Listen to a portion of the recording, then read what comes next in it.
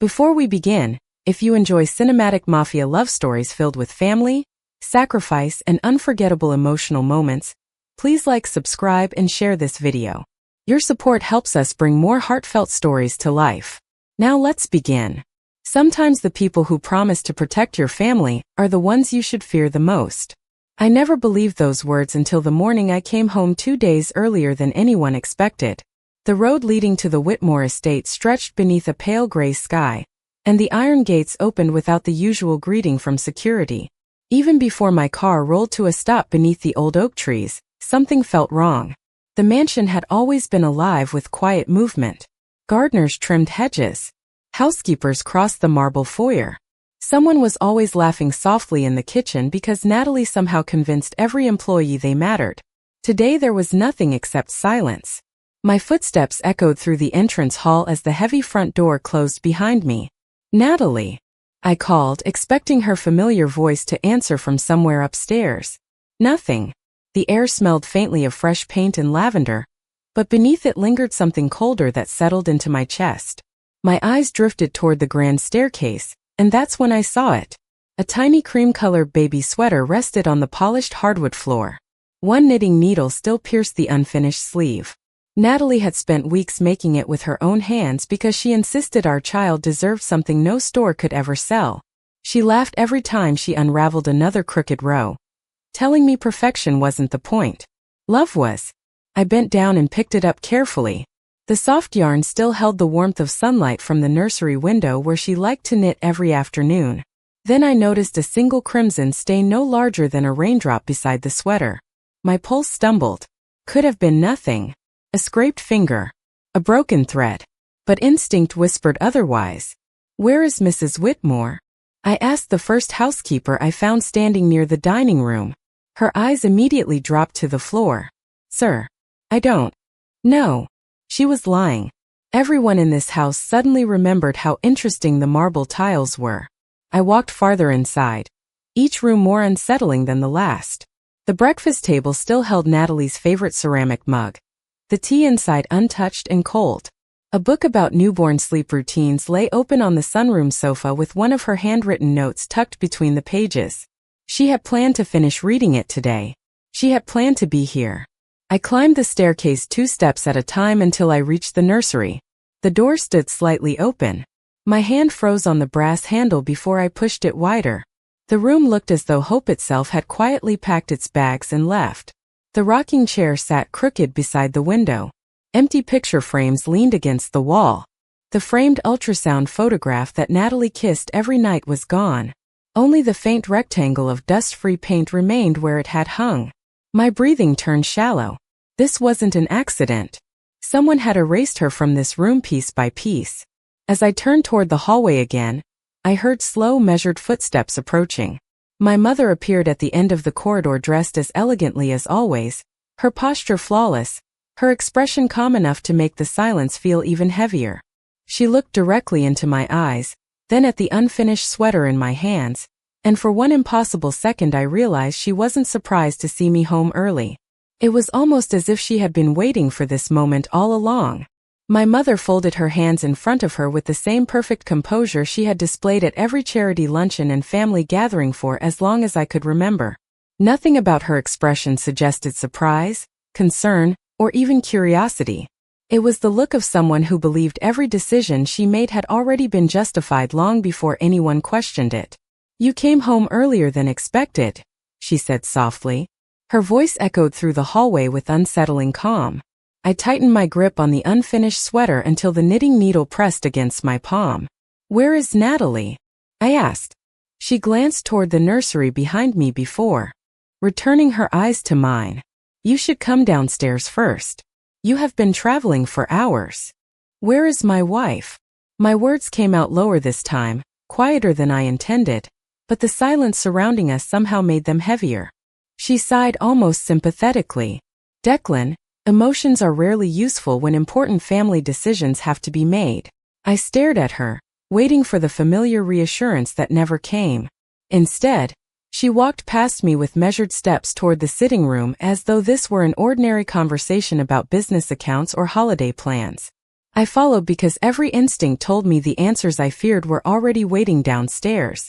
Sunlight poured through the tall windows, casting long shadows across the polished floor where Natalie used to arrange fresh flowers every Monday morning. The vase was still there. The flowers were gone. My mother sat gracefully in her favorite chair and poured herself tea with steady hands. She even reached for the second cup before stopping halfway, quietly placing it back onto the silver tray. For the first time, I noticed only one place had been set. "You planned this," I whispered. She looked up without flinching. "I plan to protect this family." The words landed harder than any accusation ever could. "Natalie is this family."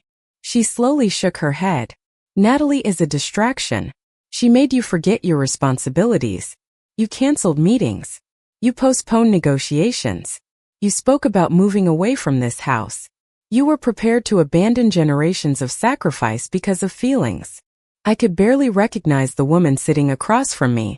This was not simply a mother worried about tradition. This was someone convinced that love itself threatened everything she had spent decades preserving. "She is carrying my child," I said. My mother lowered her eyes for a brief moment before answering. "Exactly." The single word filled the room with unbearable weight. My heartbeat became the loudest sound I could hear. "What did you do?" She did not answer immediately. Instead, she reached into a drawer beside her chair and removed a neatly folded envelope. I recognized Natalie's handwriting before she even placed it on the table. My hands trembled as I unfolded the letter. It was not a farewell. It was a list. Every prenatal appointment she had scheduled. Every baby item she still hoped to buy. Every small dream she wanted us to share together. At the bottom of the page, another line had been written in different ink. "Leave now, and your husband will never have to choose between you and his family." I looked up slowly. "You gave her this?" My mother met my gaze without hesitation. I offered her the only peaceful solution that remained. My chest tightened so sharply I struggled to breathe. Natalie had not left because she stopped loving me. She had left because someone convinced her that staying would destroy everything I had built. And for the first time in my life, I realized the greatest threat to my family had never been waiting outside these walls. It had been living inside them all along. The letter slipped from my fingers and landed softly on the polished table, but the words refused to leave my mind. Natalie had not written a goodbye. She had written a future we were supposed to build together, until someone convinced her that loving me would cost our child a peaceful life. I looked around the sitting room and suddenly every detail became unbearable. The piano she insisted should never gather dust. The family photographs where she smiled even when she still felt like an outsider. The blanket folded neatly over the sofa because she always complained the air conditioning was too cold. Every corner of this house carried pieces of her kindness, yet somehow none of us had protected her from its loneliness. "When did she leave?" I asked without looking at my mother. "Yesterday morning." My heart sank. Nearly 24 hours. 24 hours during which she had been completely alone, while I believed I was solving problems hundreds of miles away. Who drove her? My mother remained silent.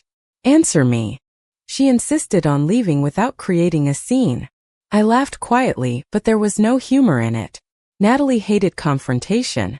If she had walked away without saying goodbye, it was because someone had convinced her she no longer belonged here. That realization hurt more than I wanted to admit. I walked into the kitchen, hoping to find something that made sense. Instead, I found another reminder of the life she had been building.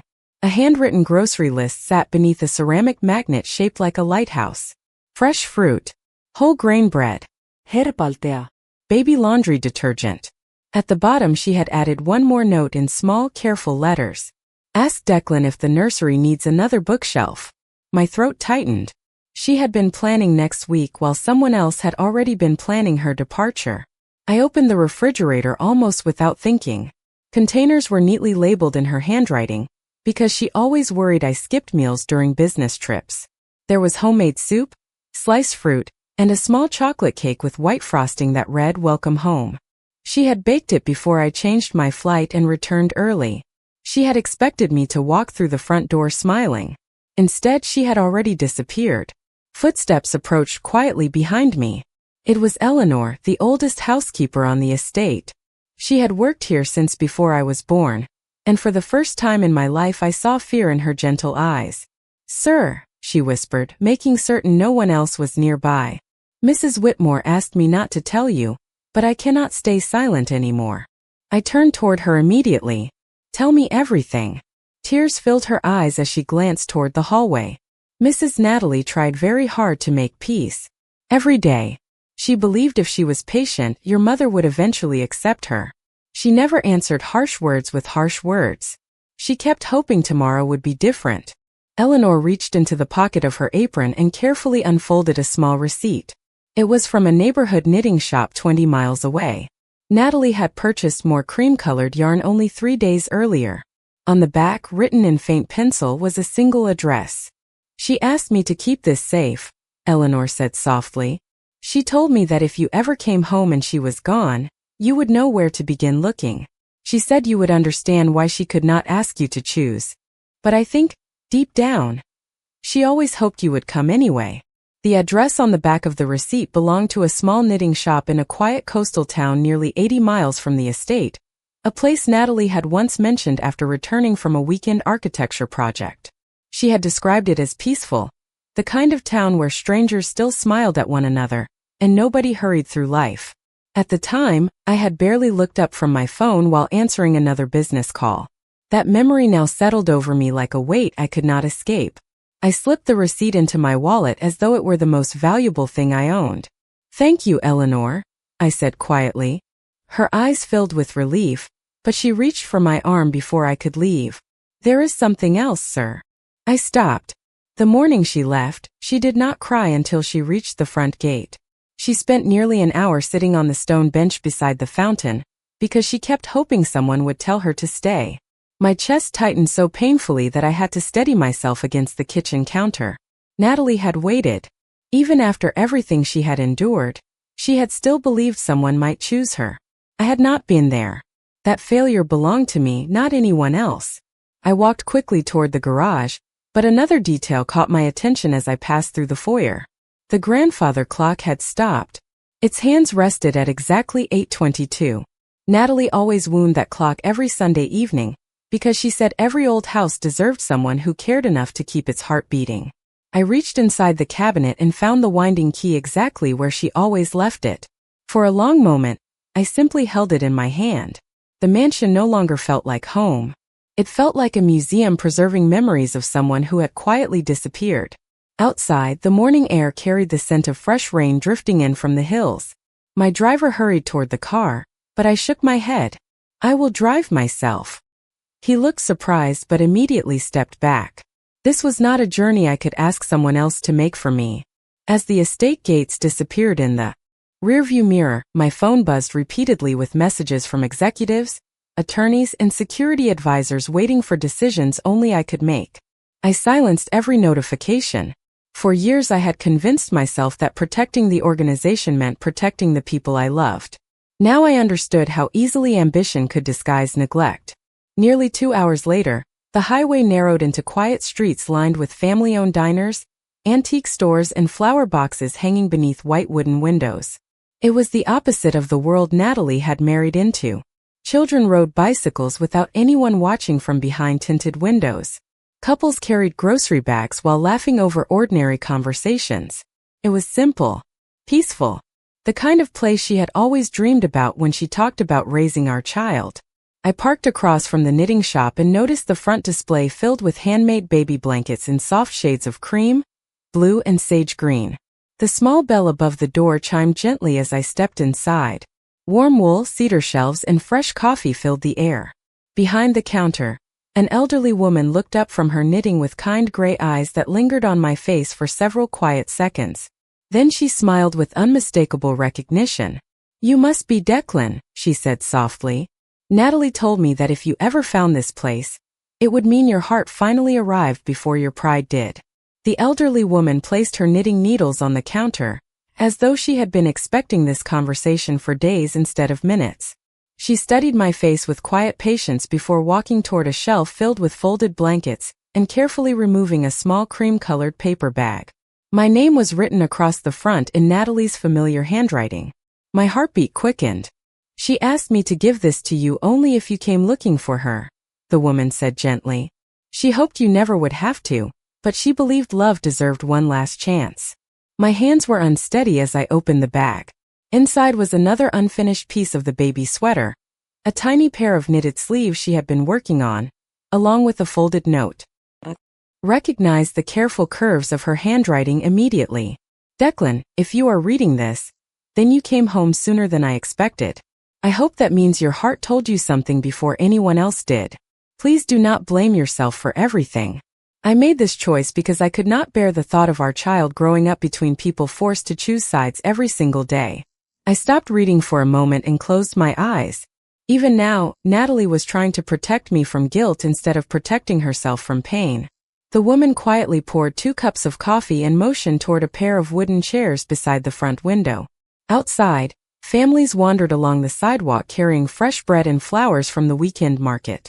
The ordinary rhythm of the town felt almost unreal after years spent inside guarded estates and scheduled meetings. She came here 3 times, the woman said softly. The first visit was months ago. She fell in love with this little shop because she said every handmade stitch reminded her that good things take time. I smiled despite the ache in my chest. That sounded exactly like Natalie. She believed patience could fix almost anything. The second visit was after she learned she was expecting the baby. She bought enough yarn to make an entire collection of tiny sweaters. The woman laughed quietly. She could not decide which color would match the baby's eyes. I swallowed hard. Natalie had imagined a future in remarkable detail, while I had been busy planning contracts, meetings, and expansion projects. I had mistaken providing security for providing presents. They were never the same thing. And the third visit? I asked. The woman's smile faded gently. She looked very tired, but she still smiled at everyone who walked through that door. She said she wanted the baby to remember kindness before anything else. I stared down at the unfinished sleeves resting in my hands. The yarn was soft, the stitches slightly uneven in places because Natalie always insisted handmade things should look handmade. Perfection, she often said, belonged in showrooms. Love belonged in homes. Did she tell you where she was going? I asked. Quietly. The woman hesitated before reaching beneath the counter again. This time she placed a small sketchbook in front of me. It belonged to Natalie. I recognized the worn leather cover immediately. She never traveled without it because inspiration could appear anywhere. She left this behind by accident, the woman explained. I think you are supposed to find what is inside. I slowly opened the first page. Most of it contained architectural sketches of old coastal cottages, lighthouse beams, and flower gardens. Then one page stopped me completely. It was a detailed drawing of a small white house overlooking the water. Beneath it, Natalie had written only one sentence. Maybe this is where our family finally learns what peace feels like. My fingers rested on the sketch of the little white house far longer than I realized. Natalie had shaded every window with careful pencil strokes, added climbing roses beneath the porch, and even drawn a wooden swing facing the ocean. It was not an architect's presentation. It was a dream. In the corner of the page, she had written a date from almost 6 months earlier, long before she discovered she was expecting our baby. She had imagined a different future while I was still convincing myself that one more business deal would finally give us enough time together. I closed the sketchbook gently and looked at the woman behind the counter. Do you know where this house is? She nodded without hesitation. About 15 minutes from here. It has been empty for years. Natalie liked to sit outside the fence whenever she visited town. She said it reminded her of the kind of childhood she wanted her baby to have. I thanked her quietly and stepped back onto the sidewalk. The afternoon breeze carried the scent of salt water and fresh bread from the bakery across the street. Families wandered through the small square without rushing anywhere. A little girl laughed while chasing bubbles drifting above the fountain, and an older couple shared a bench with 2 cups of coffee between them. For the first time in years, I noticed how peaceful ordinary life could be when nobody was trying to prove anything. The drive to the cottage took less than 20 minutes. A narrow road wound along the coastline before ending near a weathered white fence overlooking the water. The house looked exactly like Natalie's drawing. White siding faded by years of sea air. Blue shutters hanging slightly uneven. A porch that faced the waves instead of the road. Wildflowers covered most of the front yard. dancing gently beneath the afternoon sun. I parked beside the fence and walked slowly toward the front gate. The property was empty, but it did not feel abandoned. Someone had recently swept the porch. Fresh herbs grew in clay pots beneath the windows. A watering can rested beside the steps. Life had touched this place only hours before. My heartbeat quickened as I noticed another familiar detail. Hanging from the porch railing was a small strand of cream-colored yarn fluttering in the breeze. I reached for it carefully. It matched the unfinished sweater resting inside my jacket pocket. Natalie had been here. I followed the narrow path around the side of the cottage until I reached a tiny garden overlooking the ocean. There, tucked beneath a smooth stone, was another folded sheet of paper protected inside a clear plastic sleeve. She had known rain might come before I did. I unfolded the note with shaking hands. If you found this, then you finally slowed down enough to notice the little things. I smiled despite everything because that sentence sounded exactly like her voice. The note continued. I used to believe love meant never asking someone to change. Now I think real love means helping each other become the person we were always meant to be. I hope you are no longer chasing a life that keeps stealing you away from the people waiting at home. A sudden voice interrupted my thoughts from somewhere behind the cottage. Are you looking for the young woman with the sketchbook? I turned quickly. An elderly fisherman stood near the dock holding a basket of fresh crab traps. His weathered face softened with recognition. She was here this morning, he said quietly. But she was not alone when she left. The fisherman rested the basket on the dock and removed his weathered cap before answering my unspoken question. She came down here just after sunrise, he said. She sat on that bench overlooking the water for nearly an hour. She did not say much, but she smiled every time she rested her hand on her stomach. My chest tightened as I followed his gaze toward a faded wooden bench facing the ocean. It was easy to picture Natalie sitting there, listening to the waves instead of the constant ringing of telephones and endless conversations about power. The fisherman continued quietly. She looked like someone carrying both hope and heartbreak at the same time. I walked to the bench and noticed tiny pencil marks carved into the weathered wood. They were not names or dates. They were simple measurements. 6 inches, 12 inches, 18 inches. Beside them someone had written, "One day you will stand taller than this." My eyes closed for a moment. Natalie had already started imagining our child's height, leaving little milestones where no one else would ever think to look. She had been building memories long before the baby could understand them. Who was with her?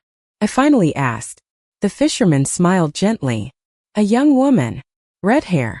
Kind eyes. She drove an old blue station wagon. Grace. Relief washed over me. Natalie was not alone. Grace Holloway had been her closest friend since college, the one person Natalie trusted without hesitation. Did they tell you where they were going? He shook his head slowly. No.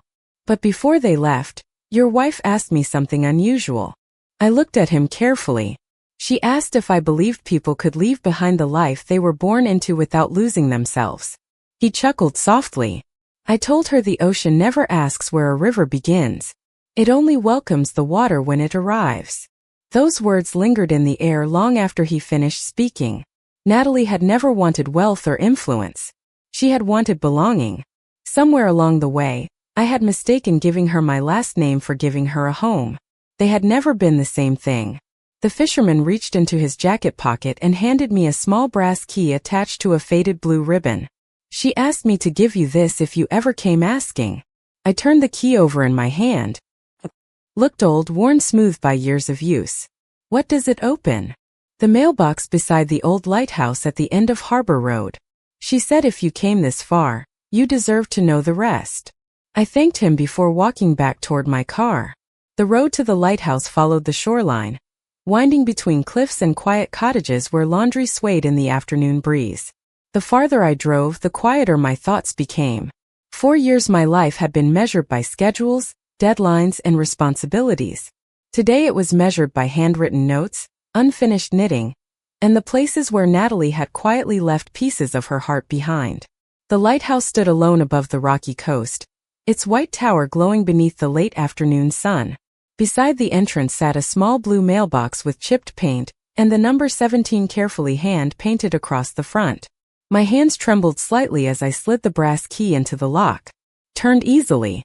Inside rested a single envelope tied with cream-colored yarn, and a tiny ultrasound photograph tucked beneath it. On the front, in Natalie's unmistakable handwriting, were 6 simple words that made the world around me disappear. Open this only after you forgive her. My thumb rested on the edge of the envelope, but I could not bring myself to open it. 6 simple words had stopped me more effectively than any locked gate ever could. Open this only after you forgive her. Natalie knew me too well. She understood that anger would cloud every sentence she had written, and she refused to let resentment become the final voice between us. I slipped the envelope into my jacket beside the ultrasound photograph and looked out across the ocean. The lighthouse stood quietly behind me while waves rolled toward the shore with steady patience. They never hurried. They never argued with the tide. For the first time in years, I realized that healing might require the same kind of patience. My phone vibrated again. This time it was not another executive or attorney. It was Owen Brooks, Natalie's older brother. I answered immediately. Neither of us spoke for several seconds. Finally, he broke the silence. I heard you came back. His voice was cautious, protective, exactly as I expected. I am looking for her, I replied. I know. Another pause followed. She hoped you would. Those words settled heavily in my chest. Do you know where she is?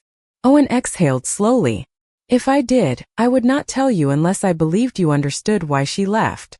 I leaned against the railing overlooking the water. I understand more today than I have in years.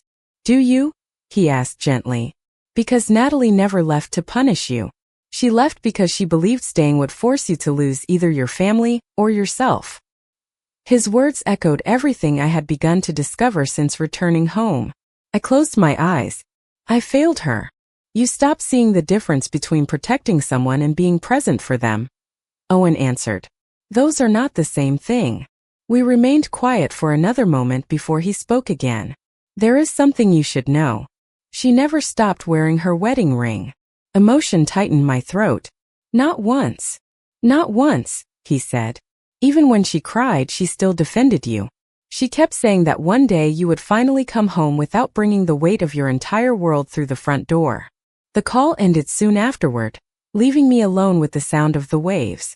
I finally looked down at the ultrasound photograph. It was the first clear image of our baby. Across the bottom, Natalie had written a tiny note in blue ink. Your father already loves you. He just does not know how to slow down long enough to show it every day. I smiled through the sting in my eyes. She had always believed the best version of me existed somewhere beneath responsibility and expectation. As I carefully placed the photograph back inside the envelope, footsteps approached from the gravel path leading to the lighthouse. A middle-aged woman carrying a canvas tote paused when she recognized the picture in my hands. Her expression softened immediately. You must be Natalie's husband, she said quietly. I am the volunteer librarian from town. She spent nearly every afternoon there this week. Hope returned so suddenly it almost took my breath away. Did she leave anything?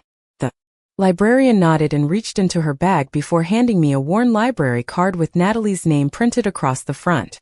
Tucked inside was a checkout receipt. Only one book had been borrowed. Beside the title, Natalie had written another short message in the margin. If you are reading this, meet me where every new chapter begins. The library stood at the edge of the town square, tucked between a family-owned bakery and a flower shop with white window boxes overflowing with lavender. It was the kind of place I would have driven past 100 times without noticing before I met Natalie. She loved places where people gathered quietly instead of competing to be seen. As I pushed open the old wooden door, a small brass bell chimed overhead. The scent of old books, polished pine shelves, and fresh coffee wrapped around me like a memory I had somehow forgotten to make. A young volunteer looked up from the front desk, smiled politely, then paused as recognition crossed her face. You are Declan, aren't you? She asked gently. I nodded. Natalie told us you might come one day. Those words still surprised me every time I heard them. She had prepared this path without expecting me to follow it, leaving pieces of herself behind not to test me but to guide me. The volunteer led me through narrow aisles until we reached a quiet reading room overlooking the harbor. Sunlight poured through wide windows, warming the wooden floor where children sat coloring at a long table, while an elderly man quietly read the newspaper nearby. It was peaceful, ordinary, exactly the kind of life Natalie had always described when she talked about raising our child. She spent hours here, the volunteer said. Sometimes she read, sometimes she sketched, sometimes she simply watched the families. My eyes drifted toward the window where a rocking chair faced the ocean. A folded cream-colored blanket rested neatly across the back. Without thinking, I recognized the knitting pattern immediately. Natalie had made it. The stitches were imperfect in tiny places only she would notice.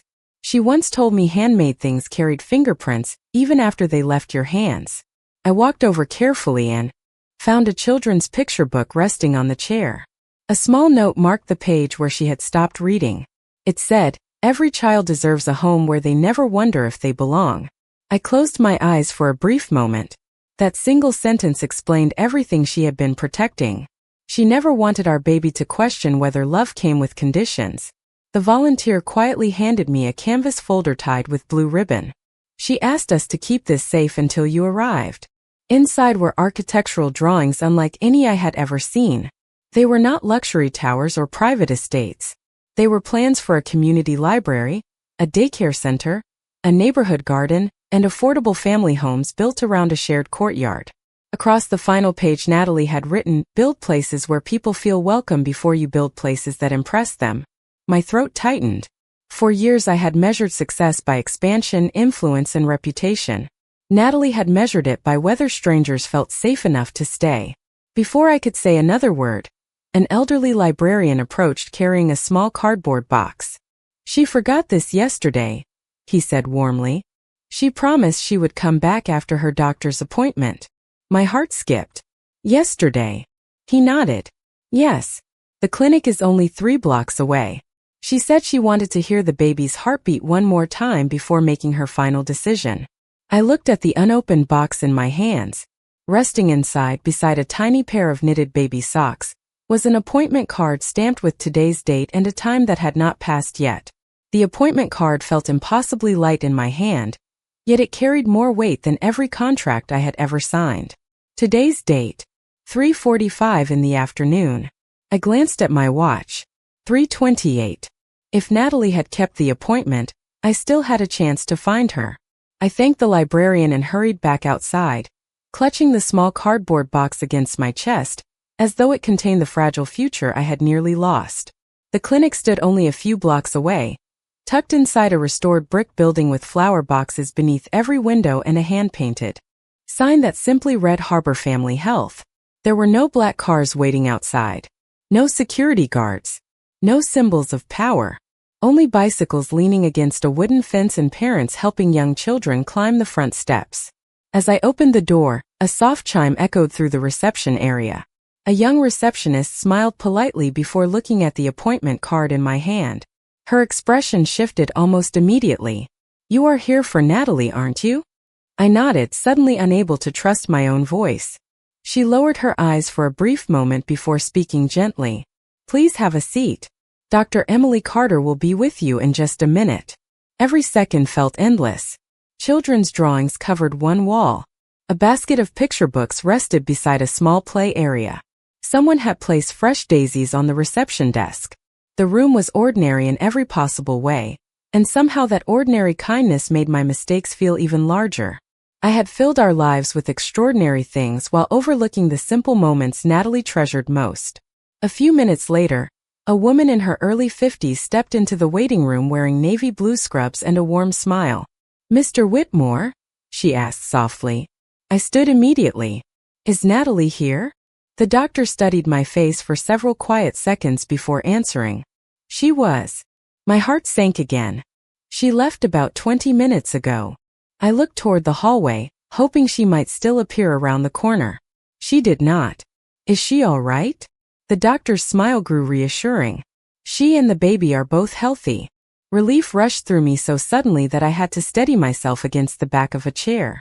For the first time since returning home, I allowed myself to breathe fully. The doctor motioned toward her office. "There is something she asked me to give you if you arrived." Inside the room, she opened a drawer and carefully placed a sealed envelope on her desk beside a printed sonogram. Natalie wanted you to hear the heartbeat together, she said. She was disappointed you could not be here, but she never spoke with anger. Only hope.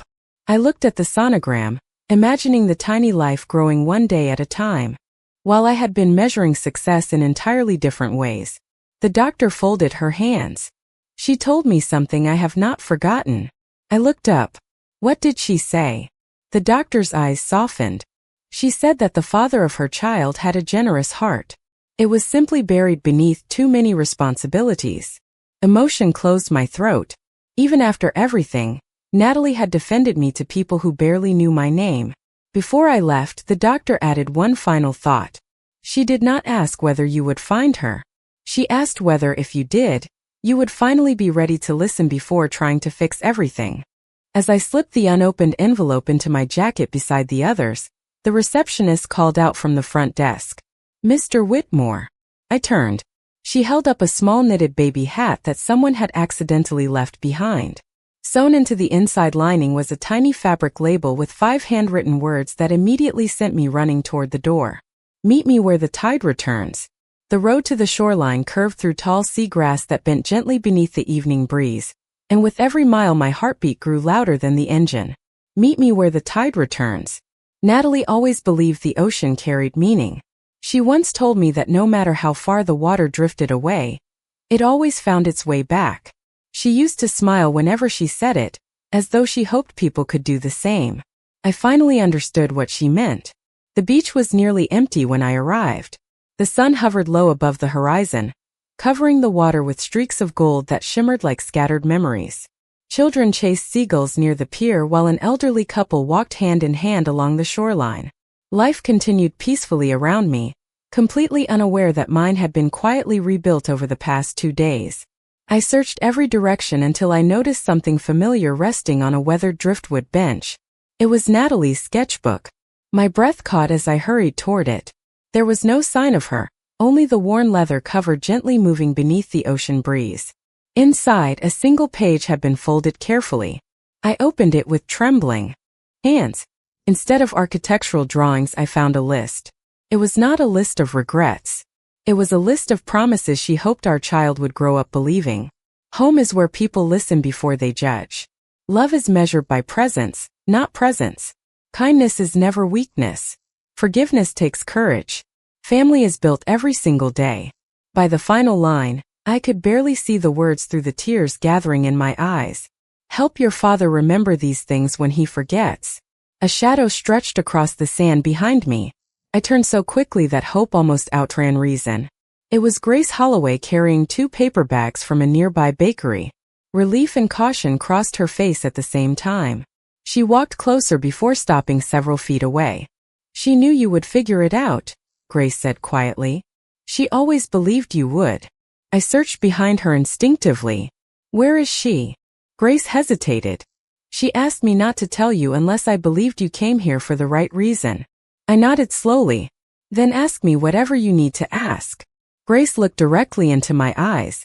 If Natalie never returns to the Whitmore estate, will you still choose her? The question landed with absolute clarity. Not because it challenged my love, but because it challenged the life I had always assumed we would live. I thought about the empty mansion, the silent hallways, the stopped grandfather clock, and the unfinished nursery. Then I thought about the cottage overlooking the ocean, the library, the knitting shop, the clinic, and every quiet place where Natalie had left pieces of her heart. I am not looking for someone to bring back to my old life, I answered. I am looking for the woman who showed me how to build a better one. Grace studied my face for a long moment before a small smile appeared. She reached into one of the paper bags and removed a tiny cream-colored baby bootie Natalie had finished knitting. Tucked inside was a folded receipt from a ferry terminal with the departure time already stamped across the top. Grace placed it gently in my hand. The last ferry leaves in 15 minutes, she whispered. If you hurry, you still have a chance to catch the same boat she boarded. The ferry terminal came into view just as the evening sky turned shades of amber and deep blue. I parked without thinking about where the car stopped and ran toward the dock with the tiny knitted bootie still clutched in my hand. The last passengers were already boarding. Families carried overnight bags. A young couple laughed as they searched for their tickets. An older man helped his wife down the ramp one careful step at a time. Life continued with quiet normality while my heart raced against every passing second. "Wait," I called as I reached the ticket booth. The attendant looked up with surprise. "Did a pregnant woman wearing a light gray sweater board this ferry?" He glanced toward the passenger list before nodding slowly. "She did about 10 minutes ago." My pulse surged. "Can I still get on?" He looked toward the crew preparing to release the lines. "You have less than a minute." I purchased the ticket with shaking hands and hurried across the gangway just before it was pulled away from the dock. The ferry horn echoed across the harbor as the vessel slowly drifted from shore. I searched every deck, every row of seats, every quiet corner overlooking the water. She was not there. Confusion settled over me until a crew member approached with a thoughtful expression. "Are you looking for the young woman carrying knitting supplies?" I nodded immediately. "She boarded," he said. "But she did not stay on this ferry." My heart dropped. "What do you mean?" He pointed toward a small island visible in the distance where a white chapel stood surrounded by tall pine trees. "She transferred to the community shuttle boat before we departed. It leaves from the far side of the harbor every evening." I stared toward the island. It looked peaceful, almost hidden beneath the fading light. "Why would she go there?" The crew member smiled softly. "People usually visit for weddings, memorial gardens, or quiet reflection." She spent nearly an hour talking with the chapel caretaker before boarding the shuttle. I thanked him and stepped outside onto the open deck. The ocean breeze carried away the last of the day's warmth as I reached into my jacket and finally removed the envelope Natalie had instructed me not to open until I forgave my mother.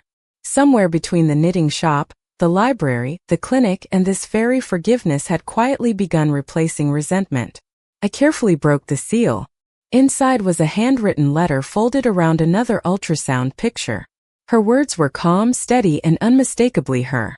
"Declan, if you are reading this, then you chose understanding before anger, and that gives me hope.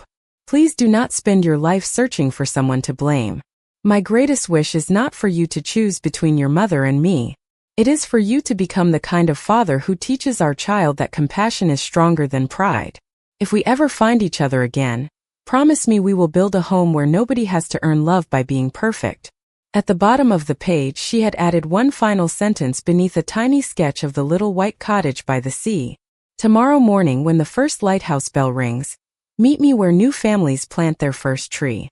The first lighthouse bell echoed across the harbor just as the sun rose above the horizon, painting the ocean in soft shades of gold and silver. I followed the narrow path leading toward a small meadow behind the chapel where young maple trees had been planted in neat rows. A simple wooden sign stood beside them. "Every family who begins here plants something that will outlive them." I stopped walking. There she was. Natalie knelt beside a freshly dug patch of earth, one hand resting gently on her growing belly, while the other held a tiny maple sapling waiting to be planted. For a long moment neither of us spoke. The morning breeze carried the scent of salt water and wildflowers, and every hurried thought I had carried for years quietly disappeared. She looked up slowly. Her eyes filled with surprise first, then relief, then the cautious hope I had almost destroyed. I stepped closer until only a few feet separated us. "I finally found you," I whispered. She smiled sadly. "You finally found yourself." Those words settled deep inside me because I knew they were true. I knelt beside her without reaching for her hand, allowing her to decide whether the distance between us should remain. "I read every letter," I said. "I followed every clue.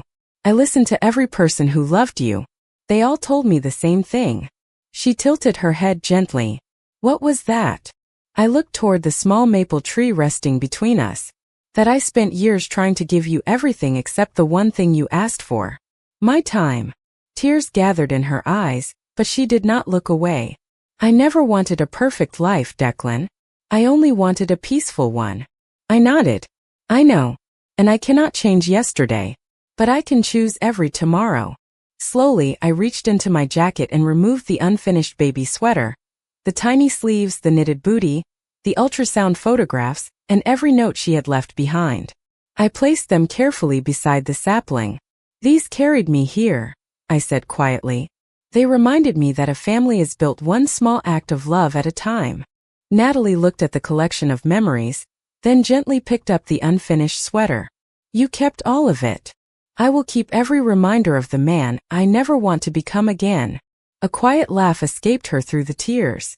She reached for my hand at last, placing it softly against her own.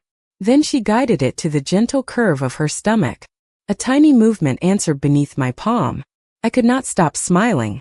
The baby says hello, she whispered. I laughed for the first time in what felt like forever. Together we lowered the maple sapling into the earth and covered its roots with fresh soil. There were no grand promises, no dramatic speeches, only two people choosing to begin again. As we stood, Natalie slipped the final knitted sleeve onto the unfinished sweater and smiled. I think we can finish this together. I looked at the little tree swaying gently in the morning breeze and finally understood something I had spent my whole life chasing. Empires are remembered for what they build. Families are remembered for who they become. And from that morning forward, I chose to build the second one first. Thank you for staying with us until the very end. If this story touched your heart, please like, subscribe, and share this video. Your support helps us continue creating cinematic stories about love, family, and second chances. Leave a comment below and tell us what you would have done if you were in Declan's place. We'll see you in the next story.